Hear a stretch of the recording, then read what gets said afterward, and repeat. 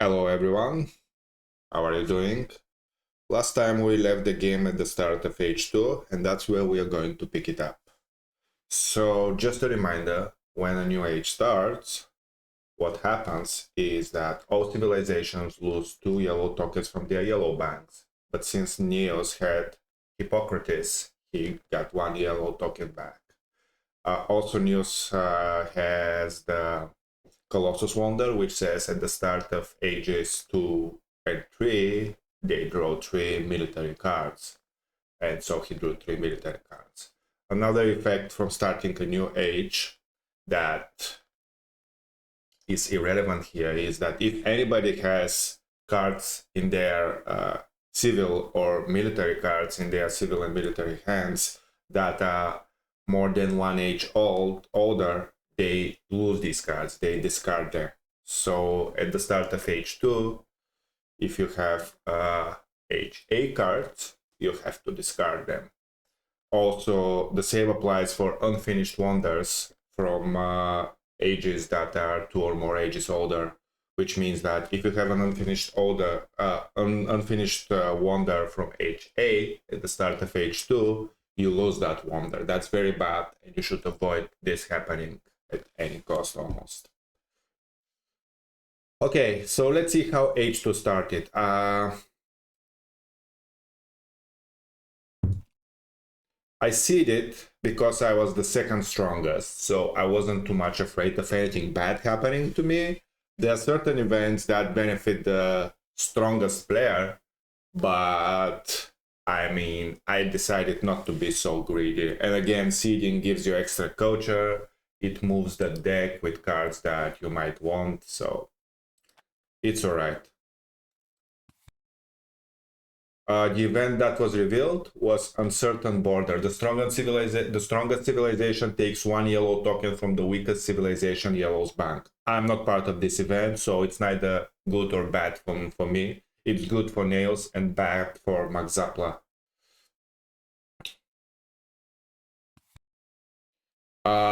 Here, an important decision I made was to start the construction of the Great Wall Wonder. Let's see what the Great Wall does, probably. So what the Great Wall does is it gives you 1 additional strength for each of your infantry and artillery units. And also it gives you 1 happy face and 1 culture each turn. But the main part is that it gives you +1 strength for each of your infantry and artillery units. Now, if you remember how the game went in H1, I didn't have the chance to pick any cavalry technology, military technology, which meant that I had to use the fighting band tactics, and I had to use infantry upgrades mostly. H2, what is important for H2 is that on top of infantry and cavalry, you also get a chance to pick artillery technology. It's another type of unit, basically.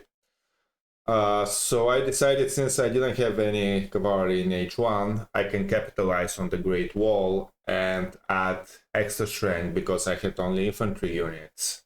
And at some point I could pick artillery as well. I was good on the military front, but with the Great Wall, I would basically cement my place as one of the top two one of the top 2 guys as far as military strength goes. I also developed iron. Again, it's a bit late for iron, but I didn't see any coal. And I didn't want to wait, basically. At this point, I had to spend my resources somehow to avoid corruption. So I decided to start improving my economy. I would feel really bad if there is early coal, but it was a call I made at this point. That I would go for iron. So I upgraded one one bronze mine to iron, which improved my production. And that's all I could do with my civil actions here, because I have only 4 civil actions. 2 for starting the Great Wall. Again, something that to remind you that when you pick a wonder from the civil cards row, it costs 1 more civil actions for each wonder that you already have. Since I already have Library of Alexandria, the Great Wall here costs 1 plus 1 more, so it costs a total of 2 civil actions. And now you see Silk Road costs 3 because I already have 2 wonders, but I can't take the Silk Road before I finish the Great Wall. So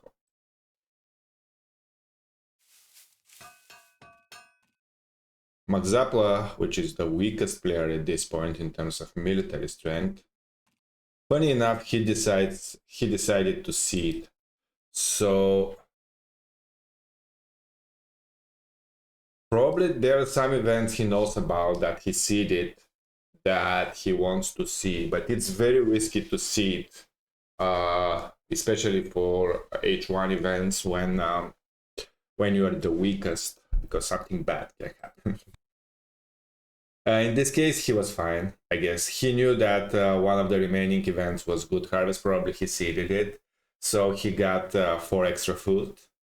So I definitely suspect that he was the one seeding this, and he was looking to reveal this event. Everybody gets food, basically, yeah. He develops iron as well, and he's able to upgrade 2 bronze workers into iron workers. Increases his population for 4. Worth noting that he doesn't have a happy face solution. So he has Stonehenge, which gives him 1 happy face, but he needs 2 more. So he just has 2 idle workers that are unhappy. And he can't use them. And some events might affect him negatively that relate to unhappy workers. He builds 1 more warrior, which increases his population again. I mean, this 1 extra warrior doesn't do much. Increases his strength from 5 to 6, but he's still the weakest, and I think he's still vulnerable to aggressions. Now, it's worth, again, noting here that he has a lot of military actions. He draws a lot of military cards every turn. I don't know if I mentioned this, but I'm pretty sure I mentioned that you draw, at the end of your turn, you draw military cards based on your unused military actions. What I probably forgot to mention is that there is a limit, and the limit is 3. You can't draw more than 3 military cards from your end of turn military draw. There are other ways to draw more military cards, but at the end of your turn, you draw up to 3.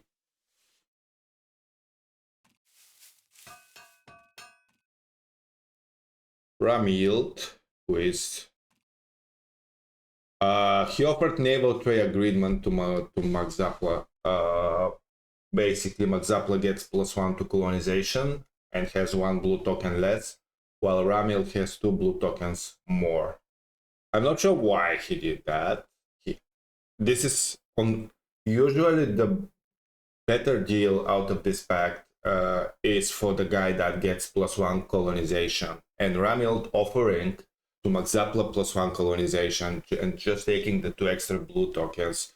I mean, if you're smart about managing your economy, usually you don't need these extra blue tokens. You should be able to manage corruption, but he decided he needs them, so it is what it is. I don't know. He's improving his science production. He upgrade 1 lab. You see what it says here, that he used 2 ore and 1 food. Usually this costs 3 ore, but since he has the trade routes agreement, which says that he can use 1 food as ore during his turn, and the other guy can use 1 ore as food, he can utilize his food, which is interesting again because he doesn't have that much food.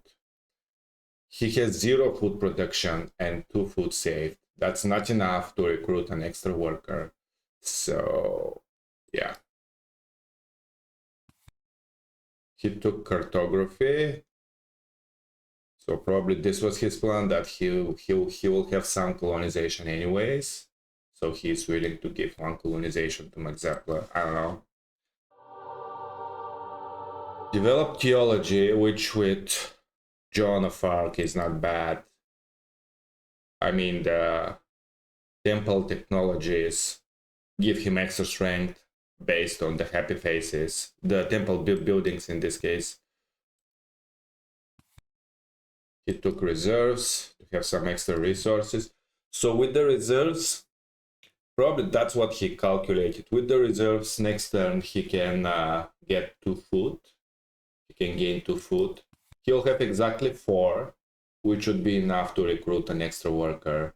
But it will be an unhappy worker.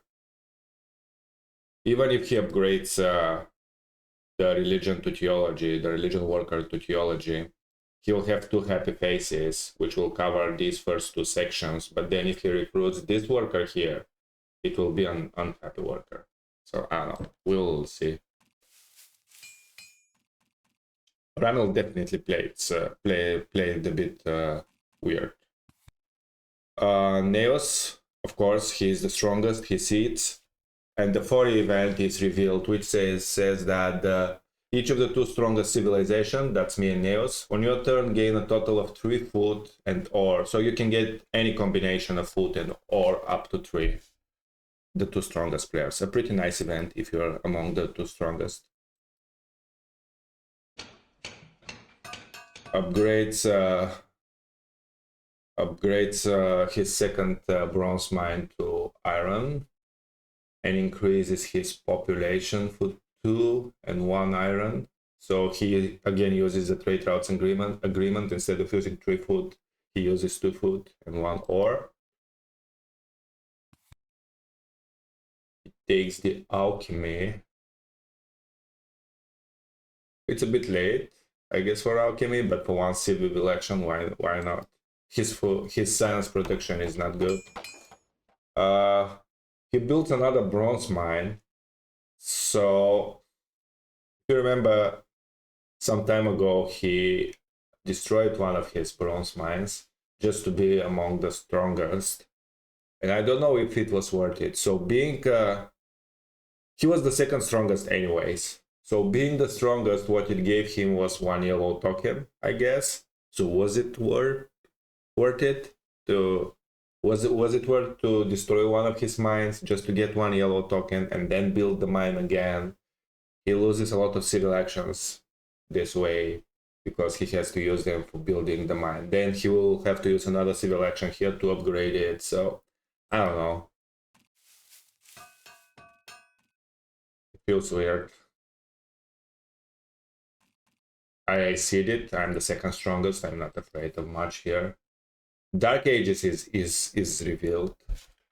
Usually I don't like this event and it affects me pretty badly, but in this case nobody is above 4 science. We all used our science, so nobody loses science. It says that each civilization with more than 4 science, and this checks not your science production but how much science you save, loses half of the surplus rounded up. So I upgraded the remaining 2 bronze mine into iron, so now I produce 6 ore. I'll call this ore again, although depending on your technology, you can call it iron, coal, or oil. And I started building the Great Wall. Unfortunately, next turn I need 7 more ore to build the Great Wall, and I have 6, so I won't be able to finish it next turn. And here what is important is that I drew this tactic. Where is it? Let me show it here because I can't click on my hand. I drew this tactic, defensive army, which is perfect for my case because I wanted a non-cavalry tactic. So if I can get my hands on artillery, I will have the perfect tactic to use alongside the Great Wall, only with infantry and artillery units. So that was pretty lucky. There is only one such tactic in the deck, and I drew it. This is exactly the tactic that I needed. So I was extremely lucky to draw this tactic.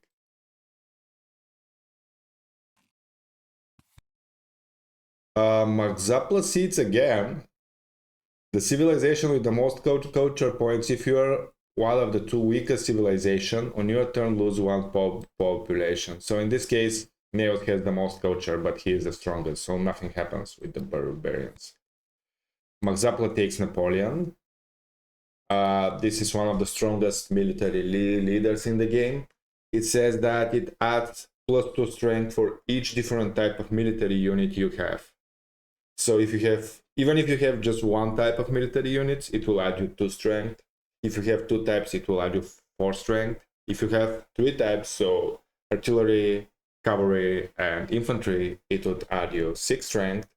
And in H3, you might even have Air Force, which is another type of unit. And if you have Napoleon into H3 with Air Forces, it will add you 8 additional strength, which is, I mean, quite a lot of strength. It also gives you 1 military action, but I don't need, Mark needs the extra military action. He already has 4, which is plenty in H2. He starts the Machu Picchu, which I guess makes sense because he has the H1 upgrades for both his farms and his mines. What Machu Picchu does...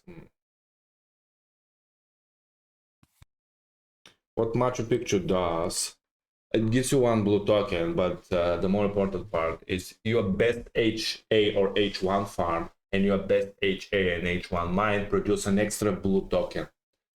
So what this means, each blue token in H1 is worth 2 food for the farm, 2 ore for the mine. So effectively, he produces 2 more food and 2 more ore in. So that's, I guess that's all right.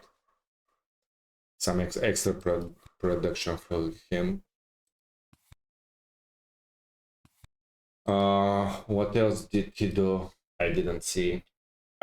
He takes masonry. So masonry is from these special blue technologies I talked about that don't require workers. You just play them. I mean, you just research them and they give you some bonus. In this case, masonry says that your H1, 2, and 3 urban buildings. It's important that it's only about urban buildings, so this doesn't affect the cost of wonders and the cost of rural buildings like mines and farms.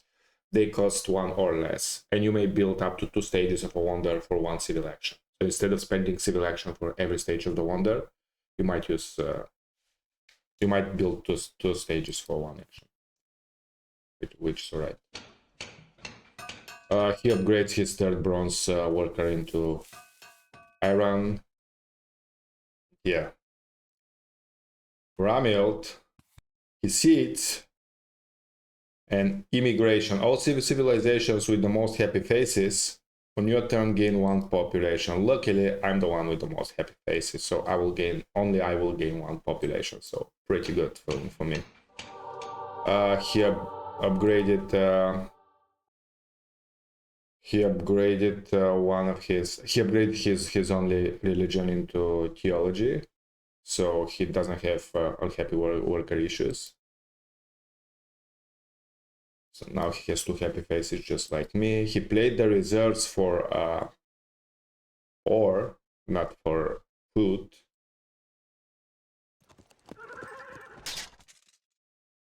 He builds knights for 3.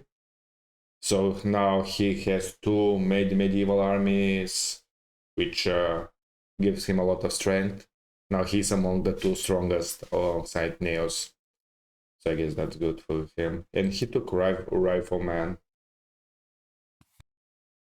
Something that probably is good to mention here, that's not very intuitive, is that when you take technologies, typically because for all these urban and military and rural technologies, you can upgrade your workers from a earlier age into later age technology, right? So typically what you want to do, you don't want to take technologies from ages that are next to one another. So if you have, let's say that if you have an H1 military technology for cavalry, typically you don't want to take the H2 military technology for cavalry, because the H1 technology is good enough in terms of strength, and most importantly is good enough because you can use it in an H2 tactic. So if you remember, for tactics you can use units from this age and one age earlier and next age, of course, but you can't use units that are 2 ages or older. So you can't use for tactic in H2 units in HA. So in H2, it makes sense for him to take the rifleman and starts upgrading his warriors into riflemen. But it wouldn't make much sense to take what was the H2 technology for cavalry. I think it was cavalryman, actually. Yeah, here it is.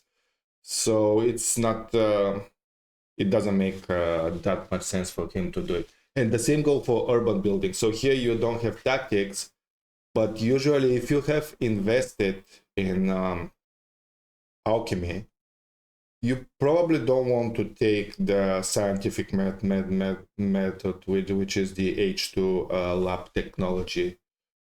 You can wait until you get computers in H3.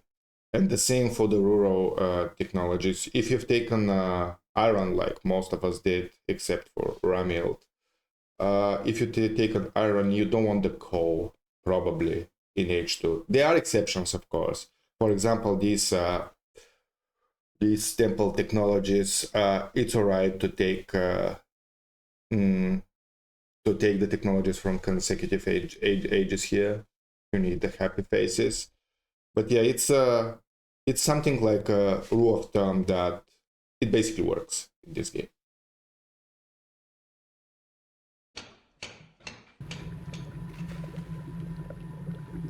So he upgraded his lap into H1. That's it. He's pretty strong now. Neos declares a war of territory to Max Zapla. So let's check again how wars work. Unlike aggressions, you declare the war, and then you have to wait until the start of your next turn. So you declare the war, you increase your strength if you want to somehow with building units, tactics, buildings, and so on and so on. Then a full round needs to pass with everybody playing their turn. So Max Zapla will have the chance to play their turn, and they can increase their strength if they can somehow. And then when your turn comes again, the war is evaluated, and you compare your strength to the strength of the person, of the civilization to which you have declared war. And something happens. In the case of war over territory, the winner, so whoever has more strength, takes 1 yellow token, plus 1 yellow token extra for each 5 points of strength advantage from the defeated civilization yellow bank. Develops alchemy and upgrades his one of his labs. So in my turn, I did something interesting. I decided to offer Max Zapla 4 extra strength. I offered him the promise of military protection. So this is a pact that gives me 1 extra culture per turn, and Max Zapla gets plus 4 strength but produces 1 less culture. So I gave him a bit of defense against Neos. That was the first, because I thought Neos was pretty far ahead, and I didn't want him to take multiple yellow tokens from Max Zapla. And it was a good chance for me to produce some extra culture. And I didn't feel threatened by giving the extra strength to Max Zapla, because first, he was the weakest, and second, even if he gets a lot stronger, he's incentivized not to attack me, because this pact will end. So if he wants to keep the 4 strength, he will, in the future, if he's stronger, and he took Napoleon, so I suppose he will be stronger at some point.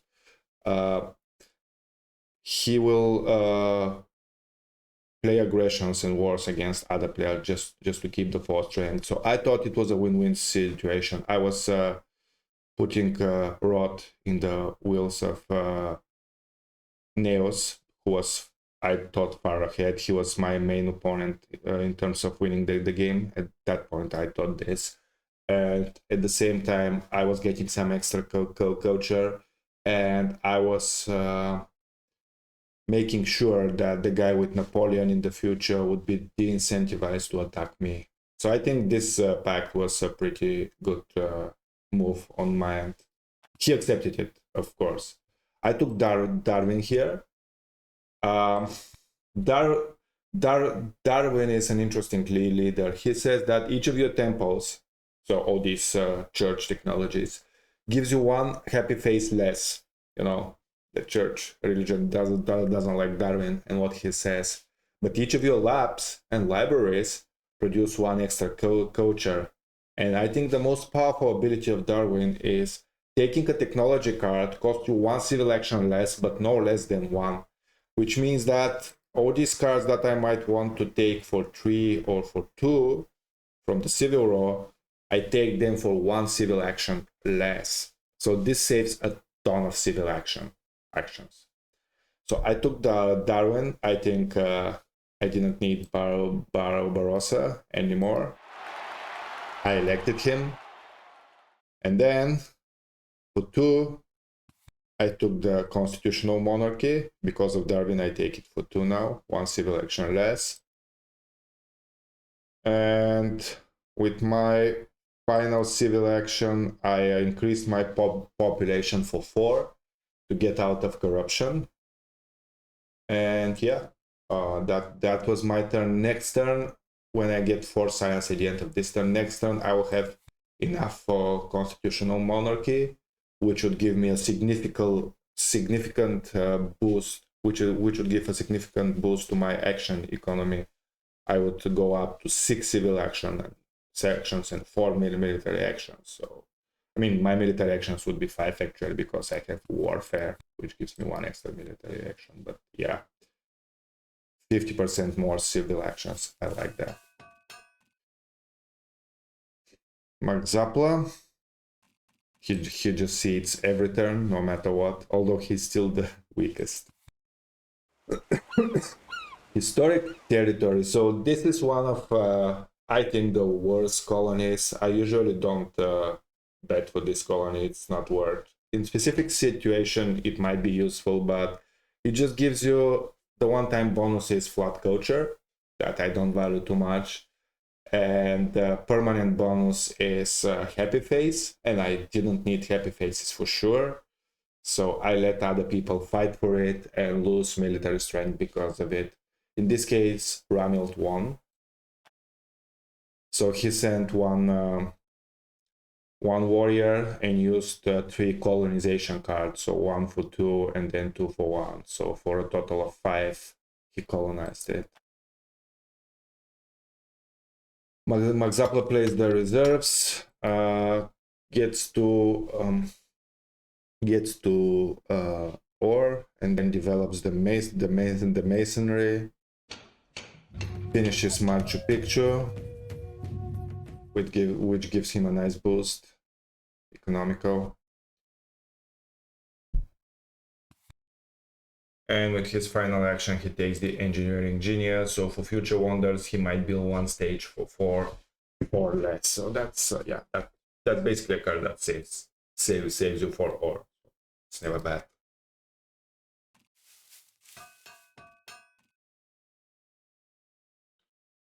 Ramield decided to start improving his food production. So he develops the irrigation and upgrades his 2 farms into. Now he produces 2 food per turn. He takes the urban growth, and that's it on his end. Neos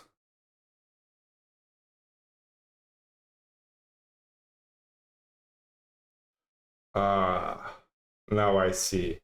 Neos will still take 2 yellow tokens because his strength is 2 more. I mean, you see that the strength difference is 4, right? But Neos gets 2 more because of the open borders agreement.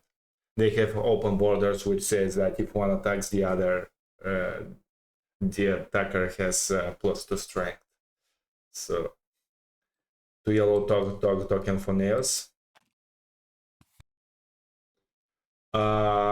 And then he sealed it, and the event revealed is the knowledge of the ancients. Each civilization scores 1 science for each completed wonder, and then 1 ore if it has a wonder under construction, and these rewards are double for each A wonder. So basically I took 2 science and 1 ore, so I'm fine. Neos takes William Shakespeare. Shakespeare is a leader that works with when you combine theaters and libraries. Basically, he says that if you have a library, you can build theaters for 2 resources less, and develop theater technologies for 3 science less. And vice versa, if you have a theater, you can build libraries for 2 resources less and develop library technologies for 3 science less. And then each library theater pair produces an additional 2 culture. So he's a very decent culture leader, especially if you have access to both technologies, and Neos has. So he already has drama, which is the theater technology from H1, and he picked journalism, which is the library technology from H2. And Shakespeare also provides 1 happy face. So overall, a decent leader for sure. He also takes the selective breeding, 1 civil action.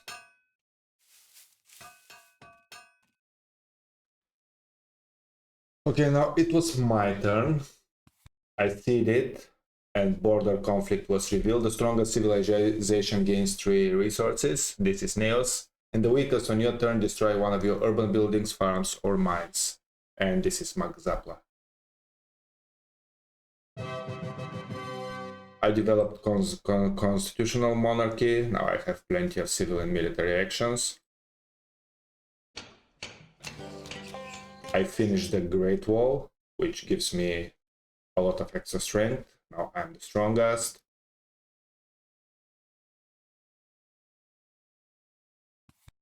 I took the cannons because I needed it for my tactic. And finally, I took the selective breeding because at some point I need to start producing some food and recruit extra workers. So it was a good time here to take the selective breeding. It costed me only 1 civil action because of Darwin. I think that was a pretty good turn for me.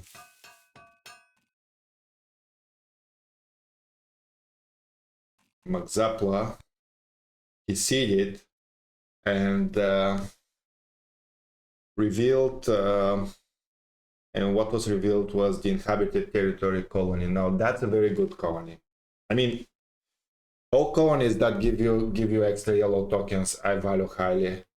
And this one, what it says, it gives you permanently 2 extra yellow tokens, and you immediately recruit 1 worker. But the issue here was that I don't have extra food, and I didn't want to spend workers here. Probably I already have 2 recruited workers, but I had plans to build more. I wanted these 2 workers to become artillery units, and then yeah, I'm not sure if this was correct because I could at least bet with 1, but maybe if I can go back, I would bet for this. It's interesting that Max Zapla sent 2 units. I mean, the best case scenarios, he sent only 1 unit for these colonies, but he had to send 2 units. But he has plenty of food and resource production, so he can afford it, I guess, and replenish his army. He takes cannon, develops the cannon for 6. Now builds a cannon, builds another, I mean, not another, it is his first temple, so he's starting to address his unhappy workers. But he has a long way to go here.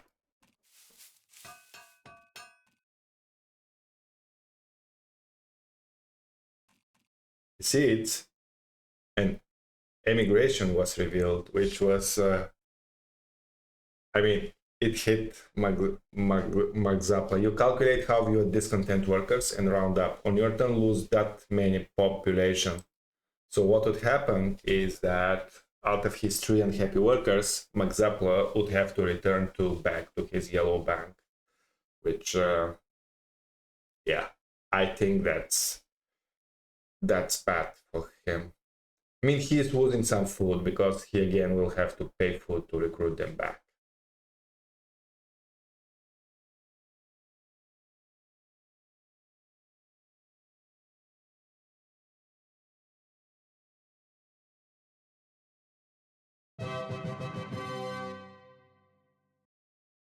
Develops monarchy. It's very late for monarchy. Typically in H2 you already want some better government forms. So monarchy is good tempo in H1, but when you are in H2 you don't want to start developing monarchy. You prefer constitutional monarchy or republic. He takes the call because he is the only one without iron technology, so it makes sense to take the call here. And he started the Transcontinental Railroad wonder. This is a wonder that I like.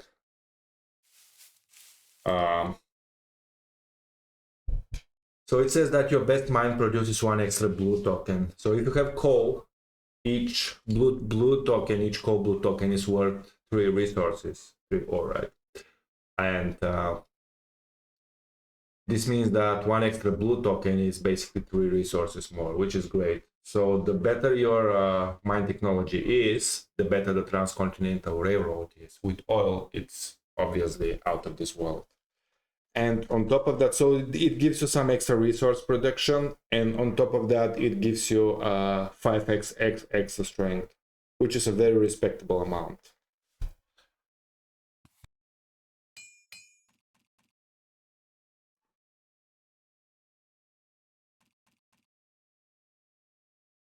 Neos,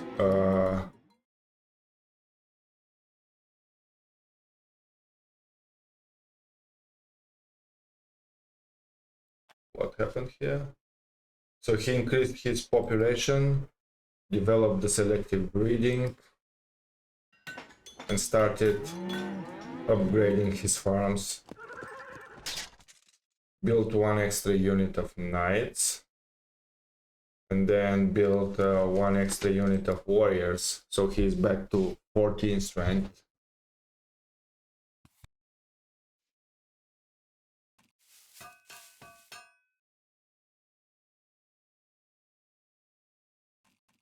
Oh, actually, I think I misspoke. Neos was the one winning the colony, not Max Zapla. I got a brain fart here. So it was Neos. That's why he moved from 14 strength to 9, and now he rebuilt his units. So apologies for that.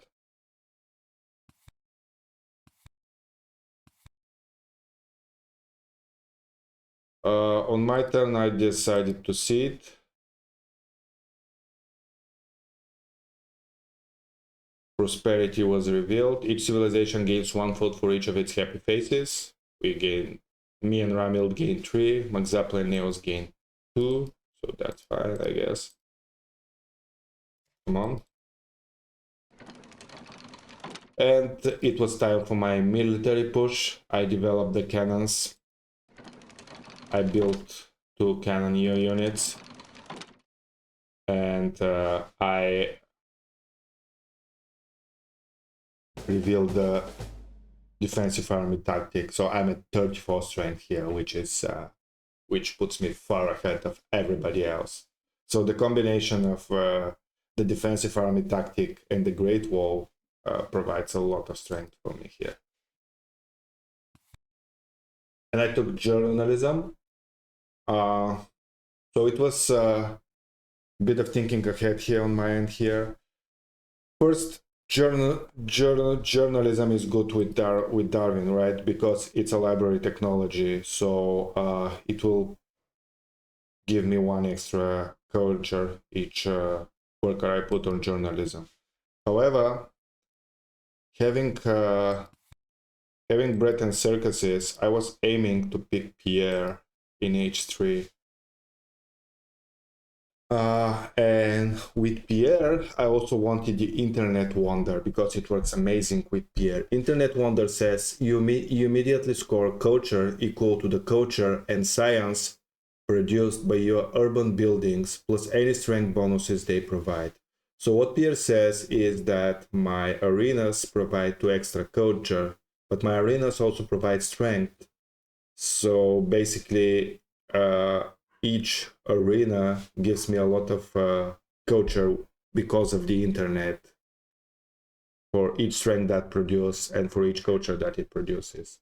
But also, since internet naturally says that you get extra culture for the culture and science produced by your buildings, you get a lot of extra culture from your libraries because internet counts both the science and the culture they produce and gives you extra culture for each science and culture your library buildings produce.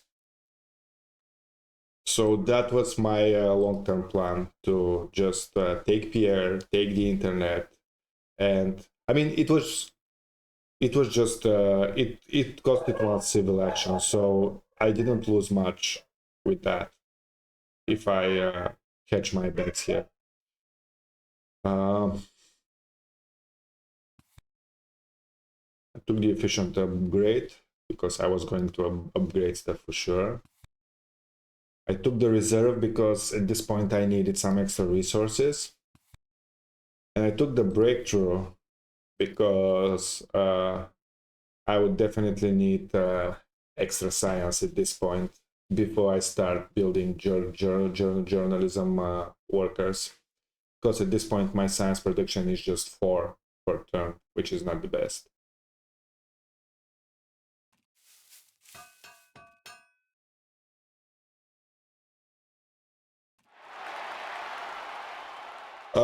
Mark Zappler chose Napoleon as his leader. So yeah, he used Columbus to colonize developed territory from his hand, which was pretty nice for him. 5 extra science, 2 yellow tokens, and 2 blue tokens. So not bad. And he immediately chose Napoleon, increased his population, and built cannons for 5. And then he revealed the fortification tactics, which basically says that for each 2 artillery units, you get 5 strength.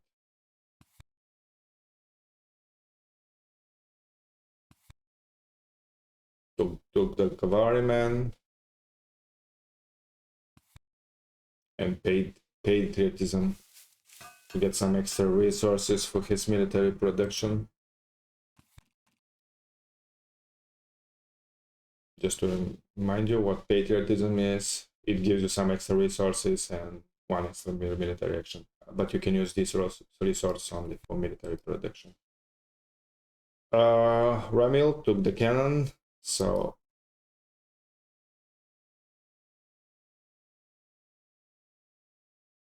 do we have another copy of cannon here? Yeah, so Nails is the only one without a copy of cannons in H2. But there are artillery technologies in H3 as well, so I guess that's fine. So he developed the cannons immediately, increased his population,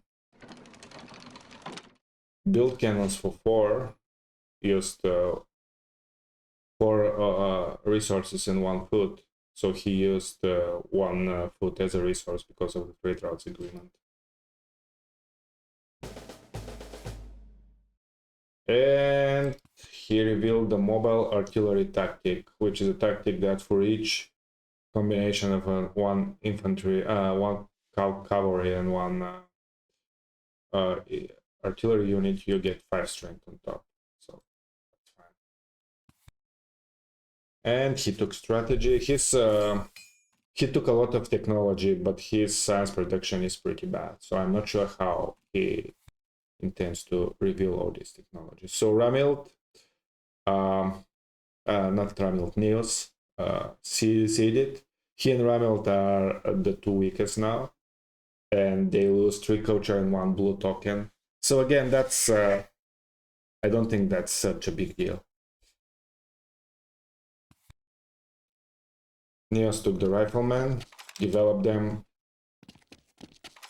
and started upgrading his warriors, increased his population. Now at this point, Neos is hurt because of his government. He's still using despotism, so he has only 4 civil actions and 3 military actions. But 4 civil actions is not enough at this point of the game. Upgrade 1 more warrior, so he is not the weakest now. Build 1 more unit of knights, and he started even losing resources to corruption because he doesn't has the civil actions to utilize his economy. I mean, his resource production is decent, his food production is decent, but he doesn't have the civil actions to use his food and resources. I decided to play aggression against Neos. I calculated some stuff and decided he has very low chance of defending himself, and it's a very crippling aggression at this point.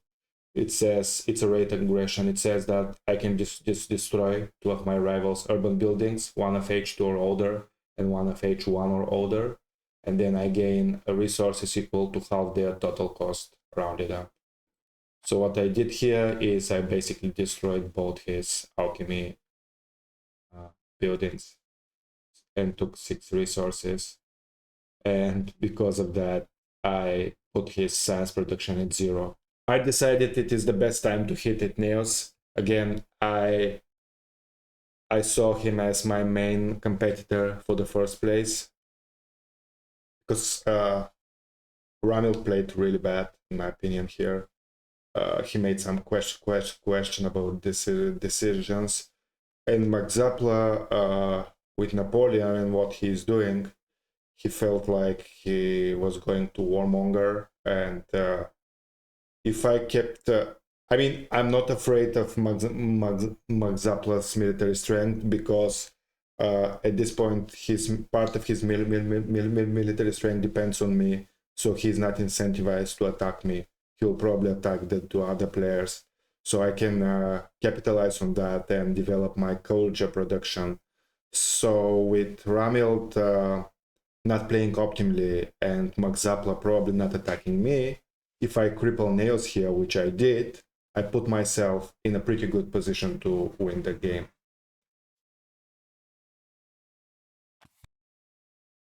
I decided to use immediately the resources I took from this aggression and build the Statue of Liberty. Let's see what it does. So the Statue of Liberty, it has only 2 stages, costs 12 resources. Your government produces culture equal to its level. So at this point I have level 2 government, but I was planning to produce a lot of science in the future and probably take a level 3 government at some point.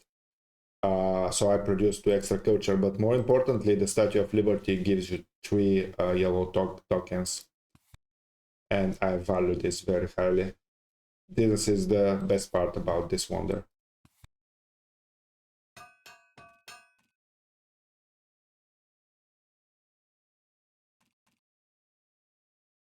Magzapla seeded, economic progress was revealed, each civilization produces immediately, and corruption is evaluated, and also consumption. So Magzapla, since it's his turn, yeah, Magzapla produced 4 food, and no, not because it's his turn, it's just because he has Machu Picchu, so he produced the most.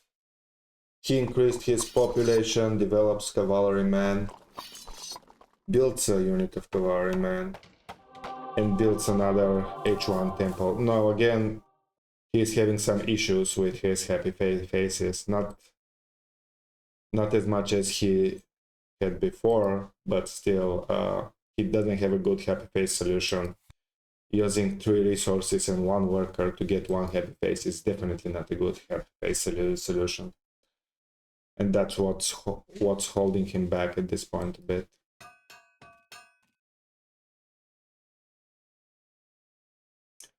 Ramilt, he's not seeding because he's the weakest.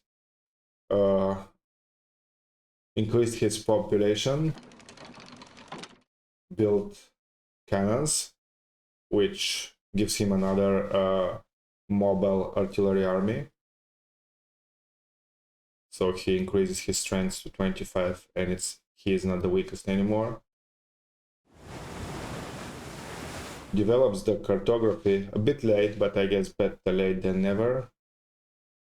So 1 more strength with him to colonization power. Takes Nobel.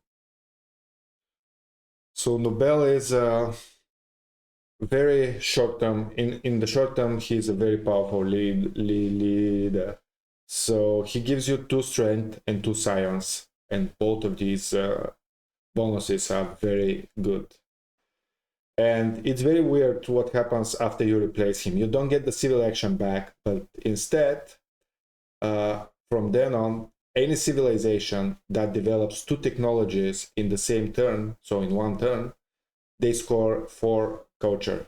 So that's the Nobel Prize award.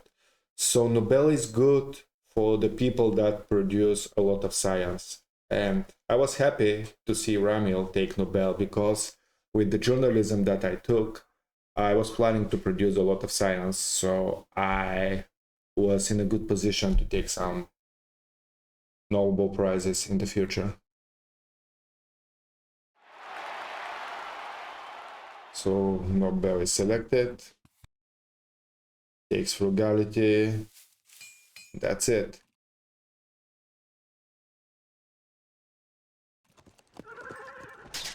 Eos builds another unit of knights and then plays the conquistadors, abandoning the medieval army. So the conquistadors is a tactic that says for each 2 cavalry and 1 infantry unit, so it's a combination of 2 cavalry and 1 infantry units, you get 5 strength.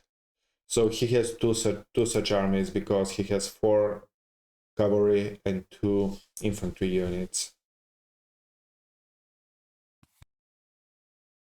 Takes the architecture, develops journalism because of Shakespeare. It's quite cheap for him. And he will even build one journalism building, which puts him a decent culture production. But I think because I destroyed all his science, he will stagnate in his development. If he had his 4 science, if I hadn't played that raid, Neus would definitely be at prime position to win this game, I think.